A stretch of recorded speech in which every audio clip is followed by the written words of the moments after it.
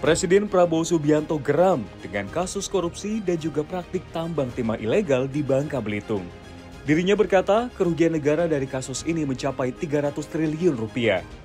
Ada sekitar 6 perusahaan yang melakukan tambang ilegal dan smelternya sudah disita negara. Kini smelter-smelter timah itu diberikan langsung ke PT Timah sebagai perusahaan plat merah pengelola timah. Jumlah aset sitaan yang kini diberikan ke PT Timah menyentuh angka 6 hingga 7 triliun rupiah. Selain 6 smelter yang diberikan ke PT Timah, ada beberapa barang sitaan yang ikut diberikan. Mulai dari logam-logam timah, alat berat, peralatan tambang, hingga beberapa aset tanah.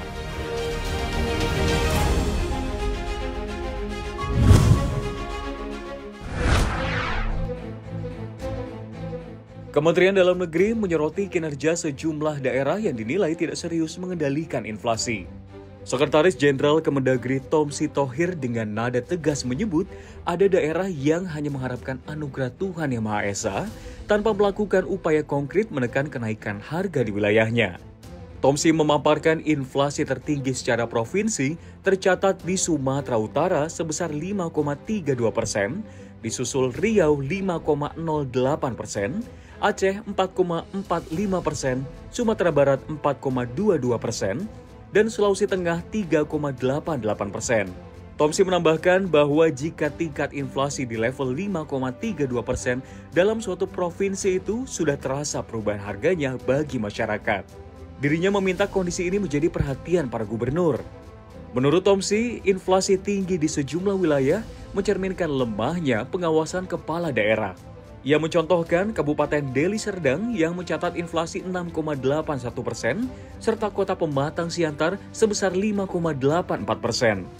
Tomsi juga mengingatkan sebagian besar wilayah dengan inflasi tinggi bukan termasuk daerah yang sulit dari sisi distribusi barang. Dalam rapat tersebut, ia juga mengingatkan pentingnya kerja nyata dalam mengendalikan harga kebutuhan pokok. Tomsi juga menjelaskan terdapat 6 langkah pokok dalam mengendalikan inflasi, diantaranya seperti melaksanakan operasi pasar murah, melaksanakan sida ke pasar dan distributor agar tidak menahan barang, kerjasama dengan daerah penghasil komoditi untuk kelancaran pasokan, gerakan menanam, merealisasikan belanja tak terduga, serta dukungan transportasi dari APBD.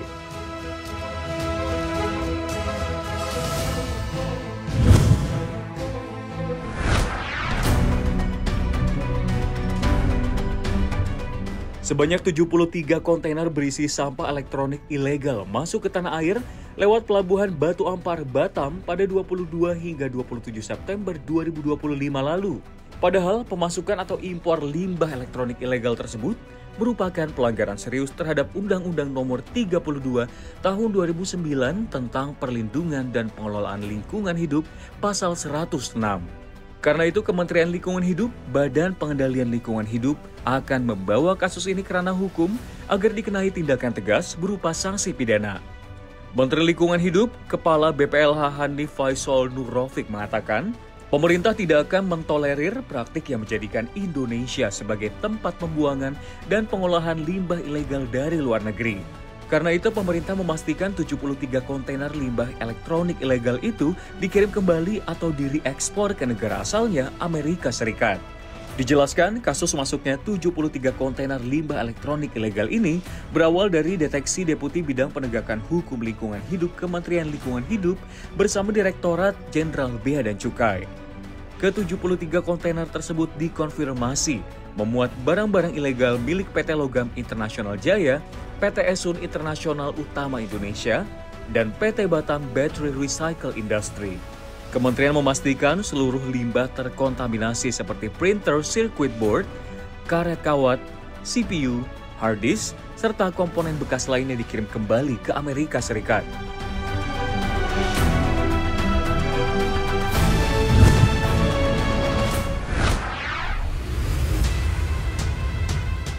Pabrikan mobil Perancis Renault bakal memangkas postur tenaga kerjanya. Perusahaan akan menawarkan pensiun dini secara sukarela pada total 3.000 pekerjanya. Dalam rencana penghematan biaya yang diberi nama rencana Arrow, Renault ingin memangkas jumlah staf di layanan pendukung seperti sumber daya manusia, keuangan, dan pemasaran sebesar 15%. Pihak Renault mengonfirmasi sedang mempertimbangkan pemangkasan biaya Tetapi pada tahun ini belum memiliki angka untuk dilaporkan karena belum ada keputusan yang diambil. Juru bicara Renault juga menyampaikan bahwa dengan masih adanya ketidakpastian di pasar otomotif dan lingkungan yang sangat kompetitif, Renault menyatakan pihaknya sedang mempertimbangkan cara untuk menyederhanakan operasi, mempercepat eksekusi, dan mengoptimalkan biaya tetap. Pada akhir tahun 2024, Renault memperkerjakan 98.636 staf di seluruh dunia. Perusahaan mengalami kerugian pada semester pertama sebesar 11,2 miliar euro. Renault juga harus berhadapan dengan melemahnya permintaan mobil van di pasar, dan biaya yang terkait dengan kendaraan listrik dan tekanan komersial dalam lingkungan yang lebih kompetitif juga mempengaruhi arus keuangan perusahaan.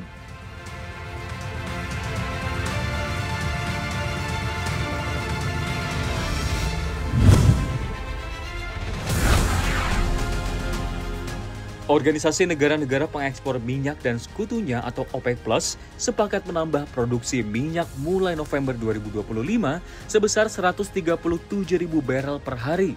Hal ini dilakukan di tengah kekhawatiran atas kemungkinan kelebihan pasokan. Kelompok yang terdiri dari OPEC Plus Rusia dan beberapa produsen kecil ini telah meningkatkan target produksi minyaknya lebih dari 2,7 bph tahun ini, setara dengan sekitar 2,5% dari permintaan global. Meski sempat turun di bawah $65 per barel pada Jumat pekan lalu, namun pada Senin 6 Oktober 2025, minyak West Texas Intermediate dan Brent terpantau menguat sekitar 1,5%. Sementara itu Arab Saudi lebih suka melipat gandakan angkanya dengan masing-masing 274.000 barel per hari, 411.000 barel per hari atau 548 barel per hari untuk memiliki kapasitas cadangan dan ingin mendapatkan kembali pangsa pasar lebih besar. OPEC memandang prospek ekonomi global stabil dan fundamental pasar sehat karena persediaan minyak yang rendah.